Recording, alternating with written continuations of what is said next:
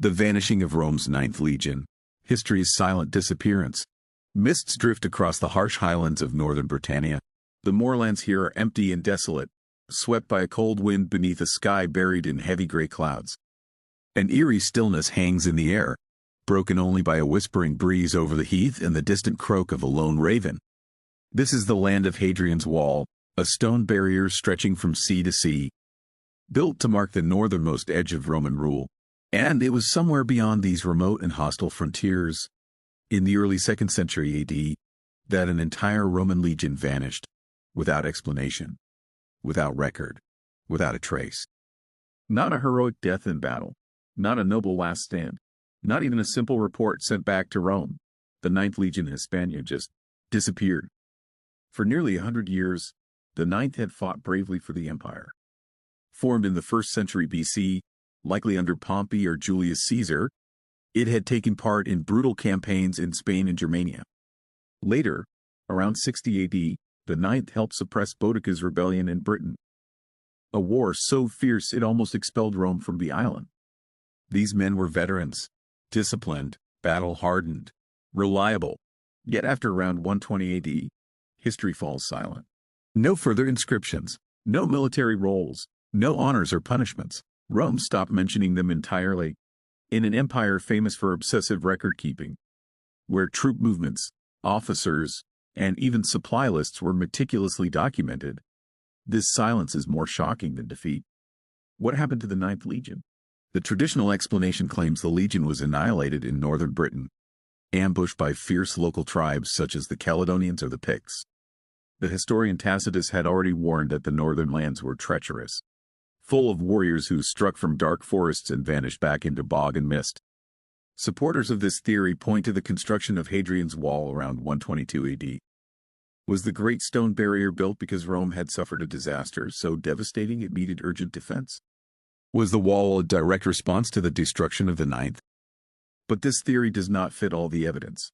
Archaeologists discovered a brick stamp bearing the Ninth Legion's mark in Nijmegen, in the Netherlands, and it dates after their supposed destruction in Britain.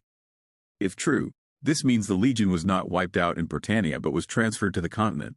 But if they survived, where did they go? Some historians believe they were later destroyed in a different conflict, maybe during the Bar Kokhba revolt in Judea, or perhaps along the Rhine frontier in a forgotten battle. Yet even if they fell elsewhere, why did no Roman military records mention the transfer or their disappearance? Another unsettling possibility: Rome might have erased them from history. Rome had no problem reporting military disasters, such as the infamous defeat of Varus and his 3 legions in the Teutoburg forest in 9 AD. That tragedy was recorded in detail, so why would the Ninth be different? Some believe their fate was buried for political reasons. Perhaps the emperor could not afford a humiliating defeat in Britain. Others think the legion didn't fall in glorious combat at all, but died slowly, from disease, desertion, mutiny, or disintegration. A legion that collapsed in shame would be easier to erase than explain. And then comes the darkest theory of all. Some suggest the Ninth betrayed Rome.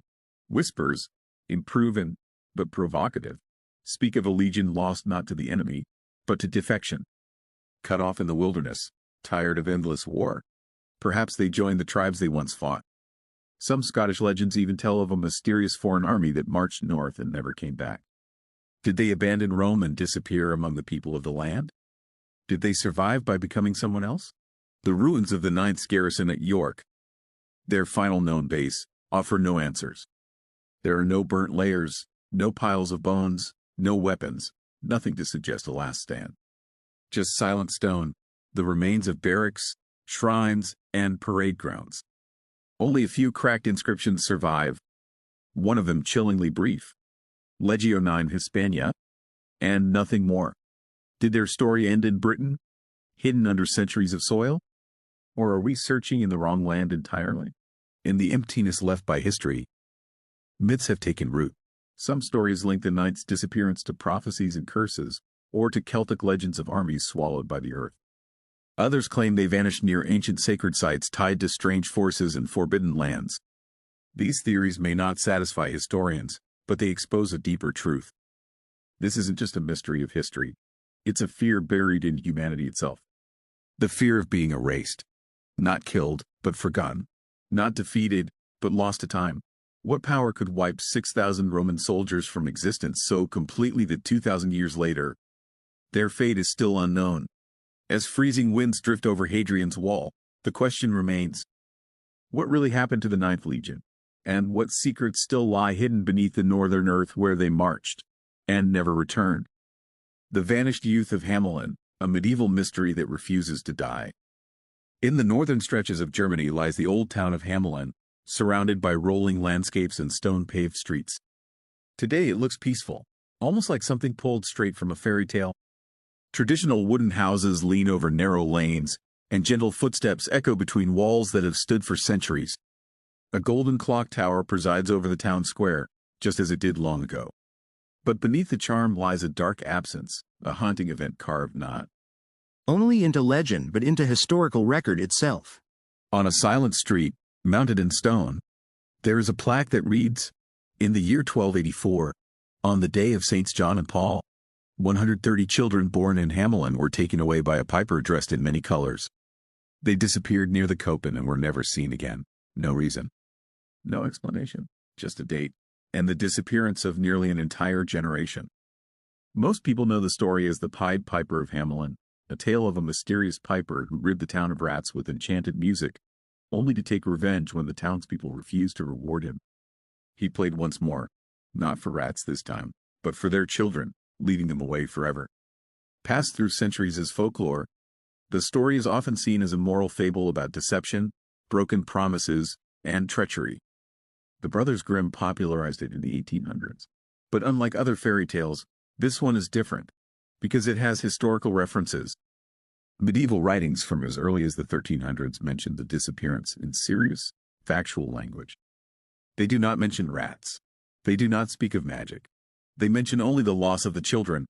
The oldest surviving town record from 1384 begins with the chilling line, "It has been 100 years since our children left." A stained glass window in Hamelin's medieval church, documented before it was destroyed, once showed a brightly dressed piper leading children away.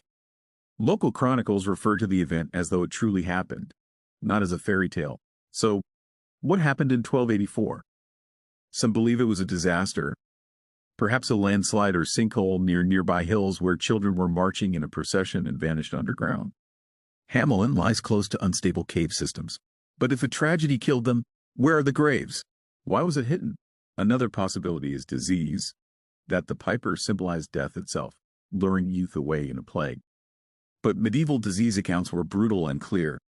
This one is strangely calm, ritual-like, emotionless. A more accepted theory suggests recruitment. In the 13th century, German territories were sending people east to colonize regions like Transylvania and Prussia.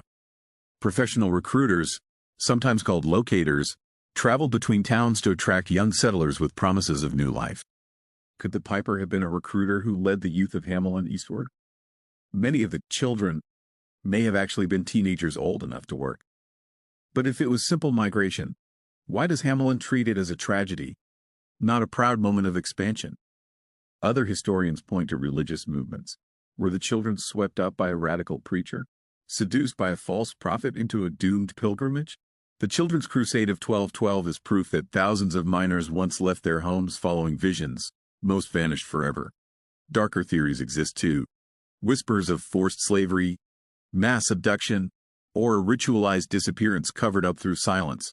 Local legend says the children were led into a mountain on the Koppen Hill, and that the mountain sealed behind them. To this day, no music is allowed to be played there, by ancient town tradition. Linguists have even traced unusual German dialects and family names found today in parts of Romania and Poland.